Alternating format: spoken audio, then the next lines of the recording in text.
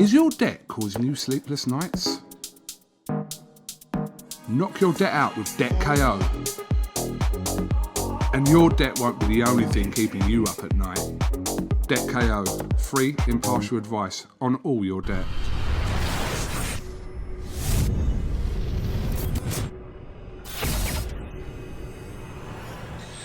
This is KUGAN CASSIUS for IFL TV in association with MTK Global. Delighted to be joined by Mr. Jamie CONLAN. Cougs, how's things? Who I believe has just done the school run. Yep, just and had to jump into my mum's here to get on the KUGAN CASSIUS Zoom call. So yeah, you can see it's a mother's house kind of thing. You can see that with the pictures in the background as well. Yeah. Yeah, huge week this week. Let's start with talking about the Golden Contract final on Wednesday night, live on Sky Sports and obviously ESPN in America.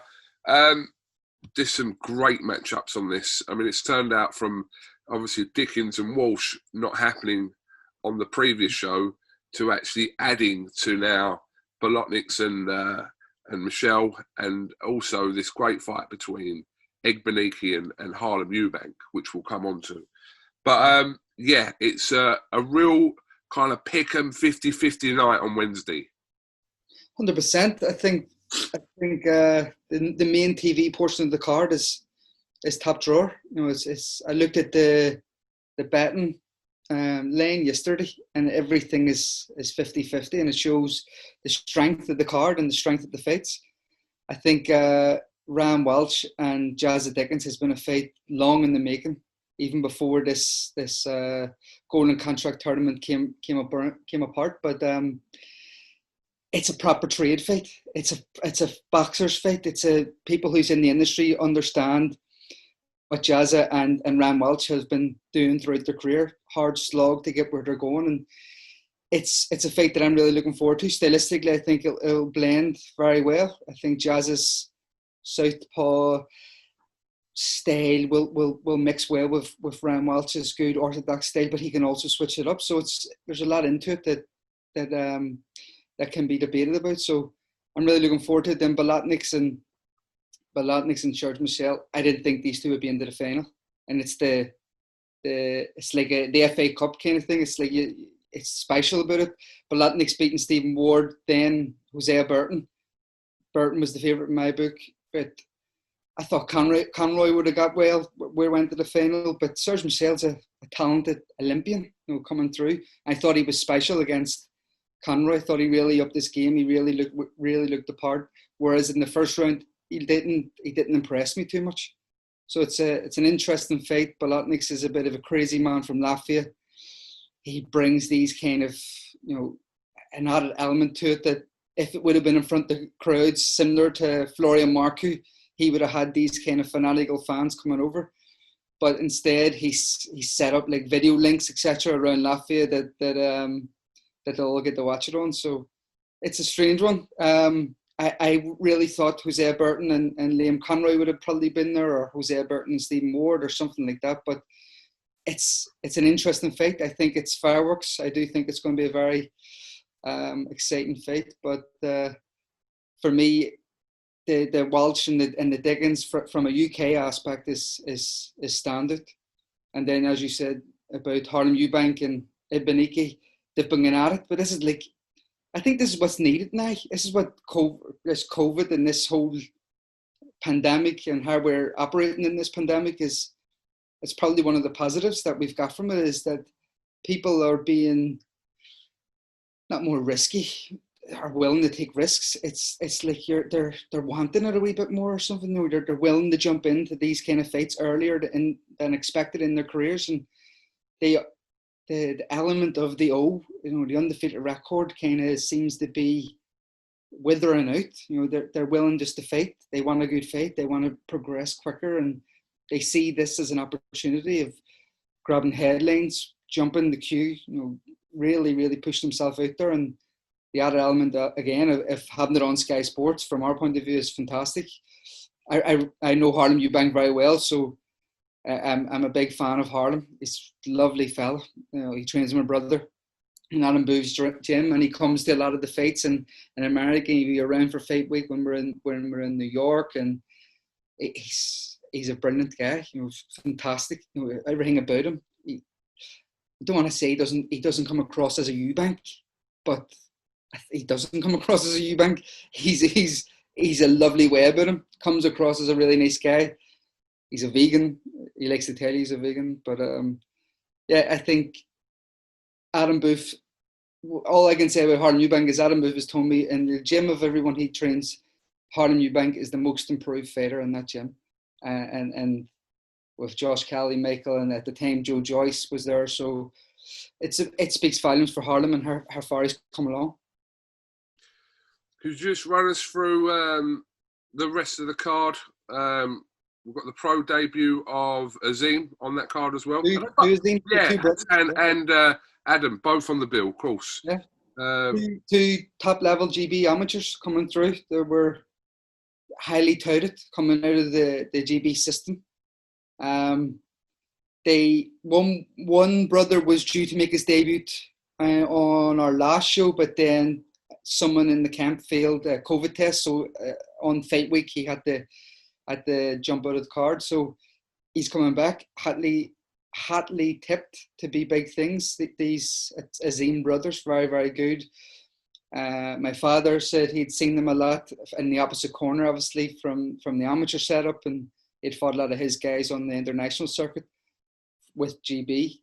So I'm looking forward to see what they're going to be like. And then from Ireland, we have Fergus Quinn making his second fight, and James McGivern, two highly tipped prospects, I believe, could be part of this new wave of Irish prospects coming through and Irish fighters coming through. McGivern, very talented, silver medalist or bronze medalist in the Commonwealth Games.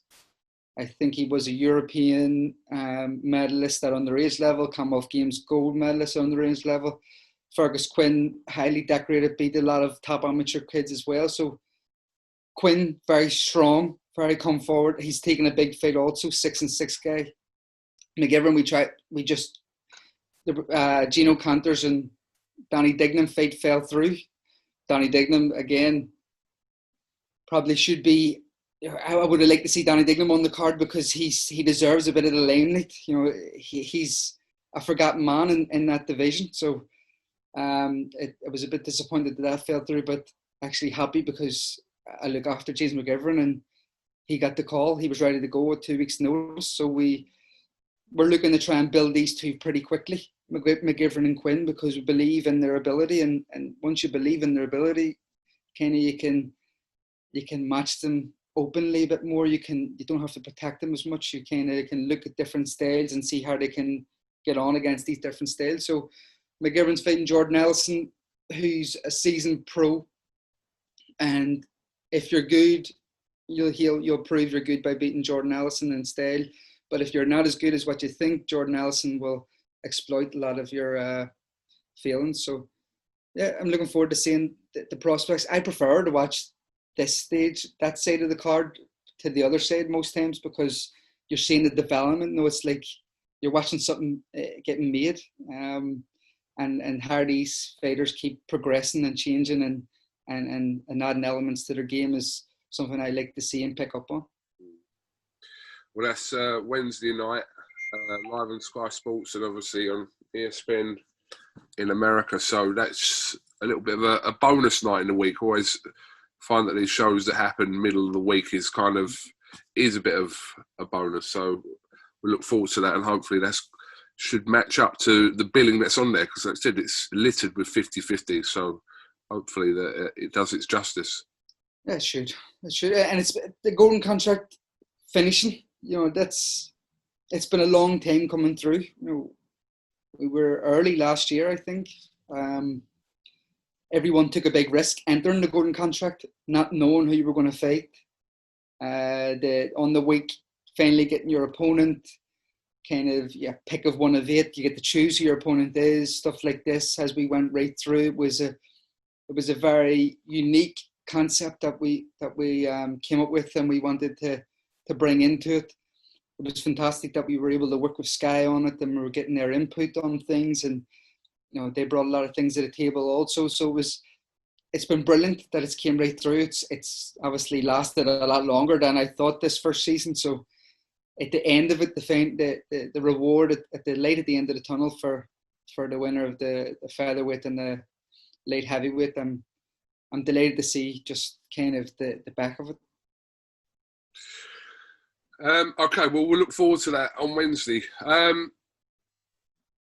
In action on Friday night, again on Sky Sports, is Billy Joe Saunders, who's been out the ring for a little while now, taking on Martin Murray, who's also been out the ring for a little while as well. So, yeah, talk to me about this, Jamie. When I first got told they were in talks and everything was in the works, I felt like it was transported back to 2015 or 2014 when this was due to happen. I think it's a good fight. It's a good British fight. It's a fight that wouldn't happen without COVID. You know, if we weren't in these crazy times and we weren't working under these crazy situations, this fight probably never would have happened. It's good to see Billy back. It's good to see Martin finally get an opportunity that he's wanted for a long while is to fight Billy Joe Saunders and to fight Billy Joe Saunders for a world title. So it's a fight long in the making kind of thing. Billy has sights set on big things. You know, he's constantly looking at the Canelos, the Demetrius Andrades, stuff like this. That's always there. He has to have his mind focused on Martin Murray though. If he doesn't, Martin could probably pick up and exploit some things here. So I know Billy is took himself away and he's preparing himself 100%. And I don't know. It's when you see these all British world title fights, you kind of not that you appreciate it more. You see it more. You're spoilt a bit. The Brits are spoilt now that they're able to have all British world title fights, whereas 10 years ago you would never thought about these world title fights happening on your own shore. Do you think with Billy Joe Saunders, obviously we've seen Callum Smith now the Canelo fight, which is taking place in less than 3 weeks' time, but probably a bit of a bittersweet situation for Billy Joe. He would want someone like Callum Smith, if he wasn't getting it, to land that kind of fight. But it's also a reminder of the fact that Billy Joe's fight didn't happen through no fault of his own, obviously through the whole coronavirus situation. But he'd be happy for him, but he'd be also gutted at the same time that it's not him stepping in there on the 19th. I'm sure he would be. I think every boxer would be if they were in the same situation. Your ego would come into play, but as you said, he'd also be happy for Callum. The reality of it all is he's there or thereabouts. If he continues to win, he's there or thereabouts. It'll happen. Matchroom now and Eddie working with Canelo just opens the doors a bit more with Billy in the same stable as Callum Smith and able to kind of have them conversations.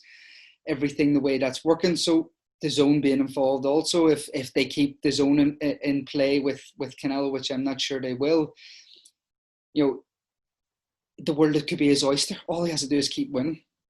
The fights are all there. As you said, it was already done. It was basically done. I think they were a day or 2 days away from announcing, and then everything happened. So if I'm his position, you have to kind of put yourself in that frame of mind that all I have to do is keep winning, and I'm there also. I fight the winner, or if Callum Smith wins, Billy Joe and Callum Smith going at it for a world title would be, for everything, for all the marbles, would be unbelievable.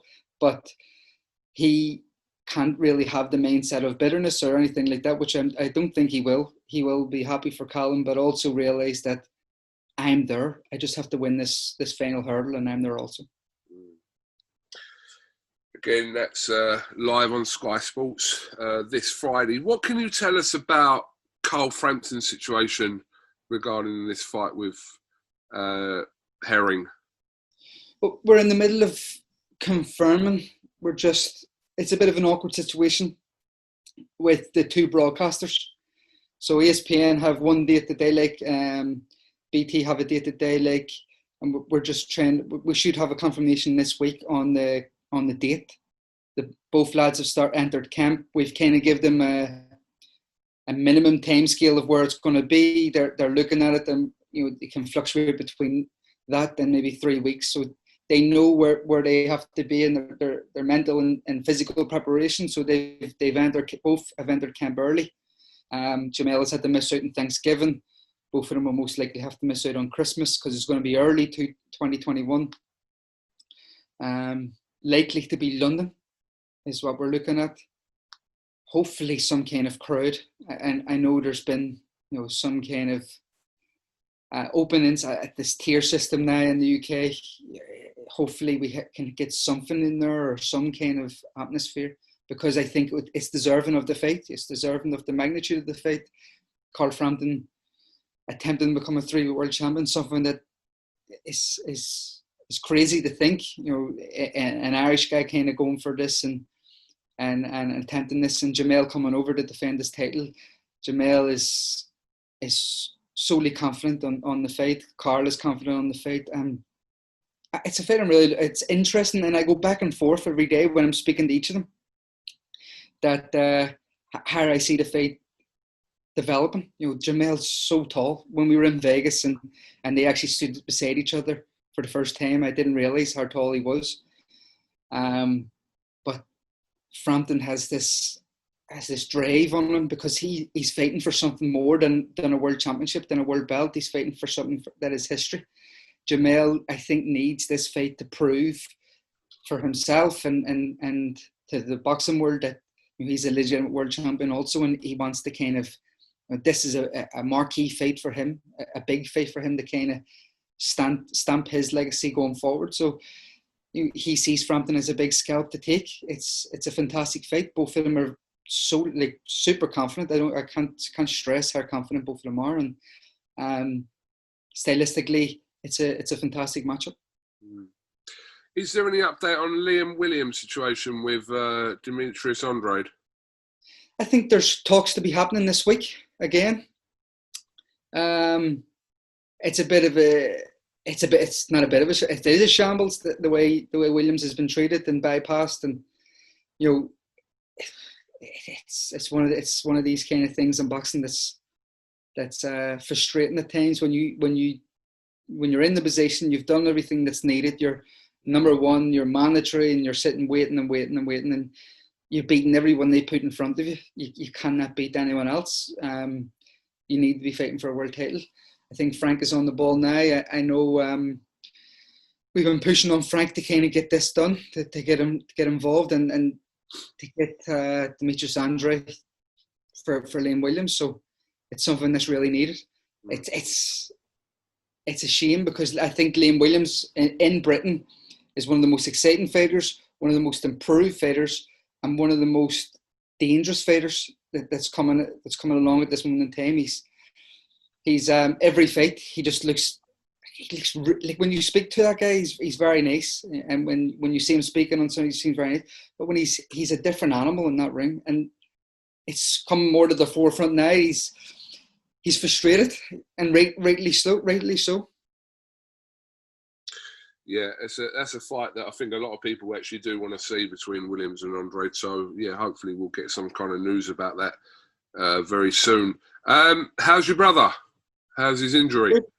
His injury. The doctors they're pleased. They're very highly pleased.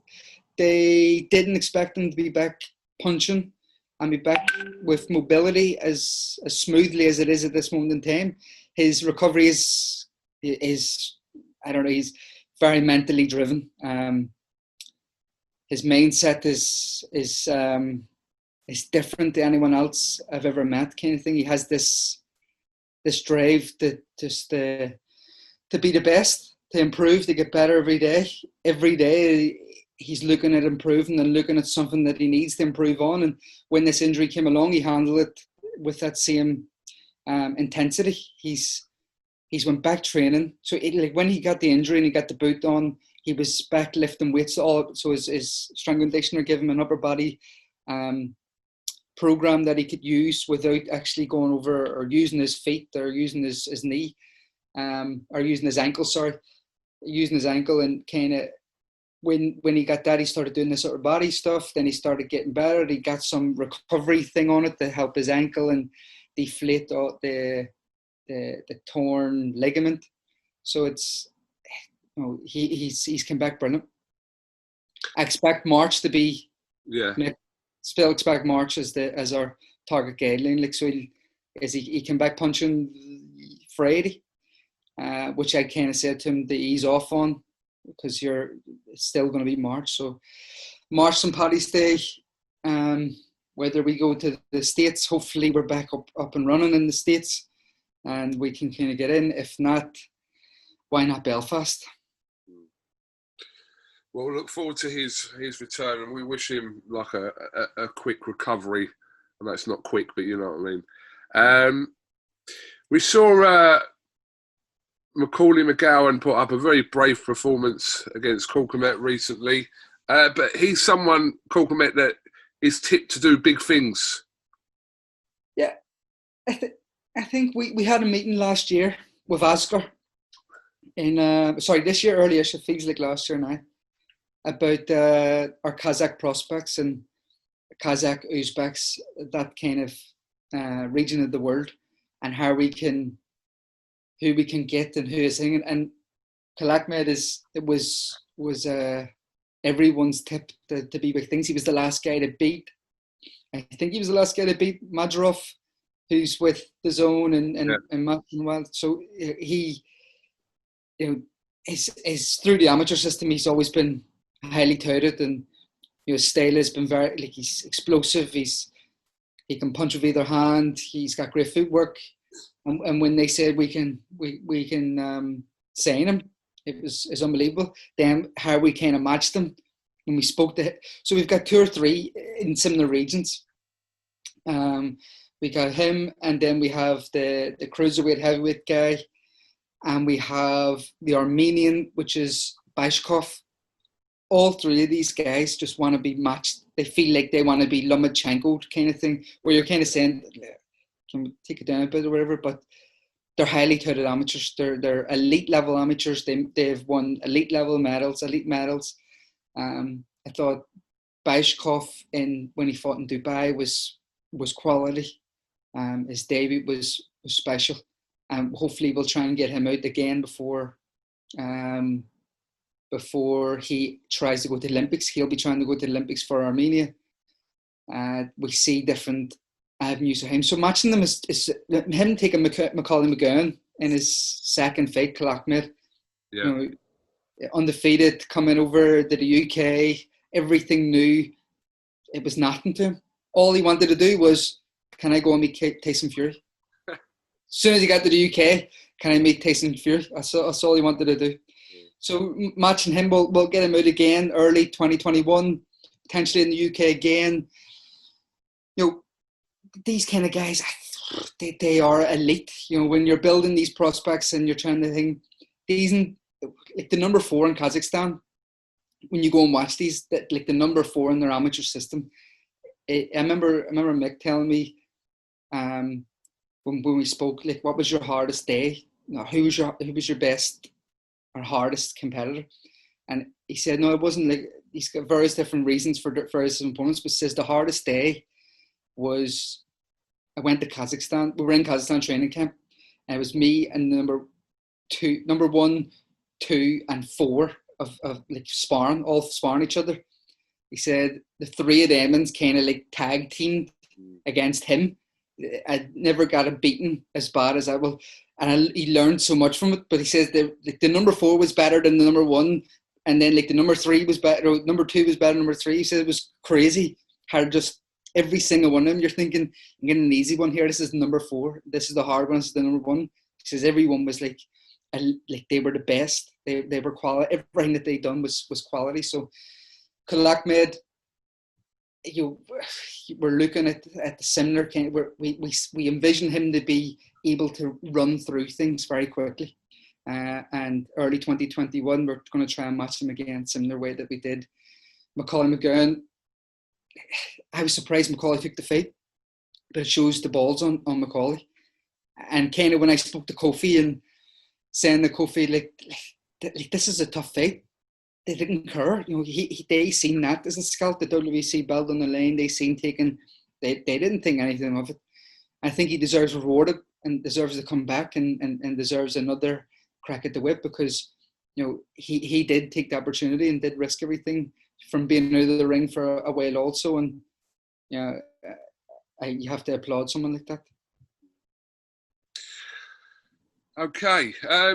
Jamie, just finally, just a reaction from the show over the weekend. Joe Joyce, again, I know you know Joe, because obviously trained in the same gym as your brother Michael under Adam Booth.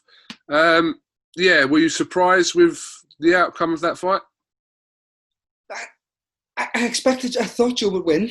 And like most, if it went past 6, I would have said Joe.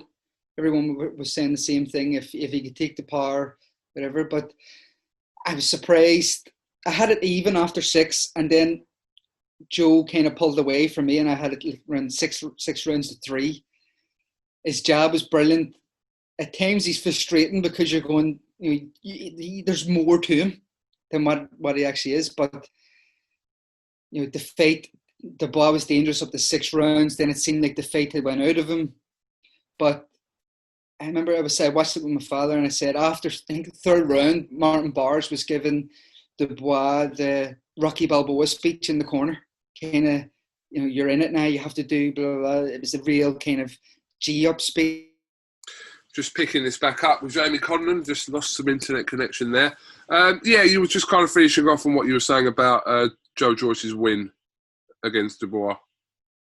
No, I wasn't surprised in terms of, yes, of course you're surprised in boxing because anything can happen. But I did think I did have Joe winning, or think Joe was going to win. I had him 6-3 up after 6 rounds out of 3 each.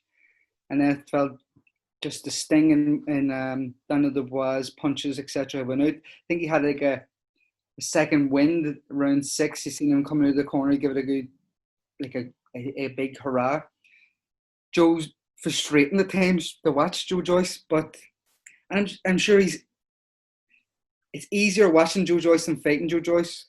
Joe would be like, it'd be strange to fight Joe Joyce. Like, big guy like that, and then he moves weird, and then you hit him and he doesn't move. But I think it was in the 3rd round, Martin Barnes was giving Daniel like a Rocky Balboa speech in the corner, like really trying to G him up, really trying to get in his head. And that's when I kind of said, I watched it with my father, and I said, he needs, he needs G'd up, and that's not a good sign. It's way too early for that. It was only 3 rounds in. There was a lot more to fight to go, and he shouldn't be blowing or needing this kind of motivation. He wasn't there yet. He hadn't hit, strange to say, like he hadn't hit that wall. In a fight, you give a lot, and then you have to go a bit extra.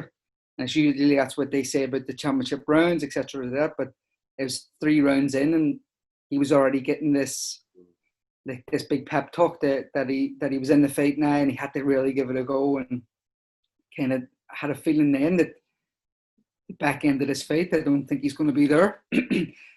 Circumstances of him with them, I found was strange, and it's easy to say quit, but now it's all coming out about the orbital bone, and he must have been in sheer agony. Can a boxer really quit? Yes or no? I think it's a very conflicted argument within sport. It would be, from my own career, it would be something like, it's something I could never do. Like, no matter how much I was getting beaten or how much pain I was in, to just say no kind of thing, or stop, or I don't know. I think if it's ingrained in you, you'll do it. But if it's not ingrained in you, you'll never do it. And I listened to Tony Bellew speaking about his coach saying it, and I've heard the same, like, never kind of spew it, because once you do it, it's hard the first time, but once you do it, it gets easier. And I think that's a worry going forward. But he's 23. Dubois is 23. He carried the weight of a promotion or promotional stable on his back, a broadcaster on his back, and maybe forced in the position that he probably shouldn't be at 23. He should have been a lot learning. Listen, he wasn't the GB #1. He wasn't Anthony Joshua. He wasn't an elite level amateur in terms of Olympian, etc. he's been given the keys kind of the promotional stable and the broadcaster of BT Sports with this big backing, and maybe he just wasn't ready for it. Maybe they should have had more to help him. Maybe, I know it was him and Anthony Yard kind of been bringing as the new wave of BT Sport. Maybe he shouldn't have been, maybe they should have had a bit more. Remember they had when Billy Joe, De Gale, and that lad, and Frankie Gavin, they all turned pro, but I remember Frank doing a big spiel, but it was like maybe Paul Smith, etc., all of these fighters together, not just two fighters. That's a lot of pressure on young shoulders, and a big fight, his first big fight, and a big build-up, and an annoying Sam Jones probably in the build-up, stuff like this kind of playing a part. He can come again, Con. He's 23 years old. He's a young heavyweight. He can come again. 1,000,000%. I think he was probably, that's what I'm trying to get, the point I'm trying to get across is he's probably been pushed and rushed into that position, and he shouldn't have been in that position so early. 23 years of age, learning on the job. Very hard to do in the heavyweight division because there's a big difference in good and bad fighters, and there's not much there where you can go, I'll put him in this guy because he won't knock him out. But in heavyweight division, everyone can knock everyone out. Whereas, like as a flyweight or a lightweight or whatever, you're building him up. You're saying he doesn't have the power that he has, so we'll build it like this. Yeah, 100% he can come again. Joe Joyce, I think the world is oyster. Found it very strange that his promoter was against him the whole build up to the fight. And it was him and Sam against the world, it seemed like, and I'm delighted for Joe, a lovely man. He's a lot more flexible than he shows in the ring. Like, he does the big somersault. How can someone that height do the somersault and whatnot? But then looks so rigid in the ring at times. I thought the game plan was very good. Just jab, keep moving away from the right hand, keep the jab, keep flicking with the jab. I thought then he should incorporate the right hand as Dubois was starting to tire, but he didn't need to. He won the fight with a jab, basically. Joe and Usyk next. Is that what they're talking? That's the talk at the moment. We'll see. Sorry. Stylistically, Usyk will probably like that. And I remember the fight in the WSB. Listen, it was over 5 rounds. Can Usyk hurt Joe Joyce? Possibly not. Should Joe stay then just to walk him down, try and do similar to Derek Chisora? Is that kind of going to be the template now to try and beat Usyk? Don't know. It's interesting. It's intriguing. And I'm delighted for Joe to be in that position now, the challenge for world titles. Okay. Well, Jamie, CONLAN, thank you very much for talking to IFL TV and giving us your thoughts ahead of a lot of boxing. Well, just not this week, but obviously we'll have another catch-up next week. There's more MTK fighters that are out in action before Christmas, so we'll run through them as well. But I appreciate your time. And, roll on Wednesday night. Roll on Wednesday night. Jazza Dickens against Ryan Welch. Fantastic night. Sky Sports Boxing and ESPN Plus in the States. Jamie, thank you very much for your time, and we'll definitely catch up with you again soon. Thanks, hope you're well. Stay safe. Thank you, mate. Is your debt causing you sleepless nights? Knock your debt out with Debt KO. And your debt won't be the only thing keeping you up at night. Debt KO, free, impartial advice on all your debt.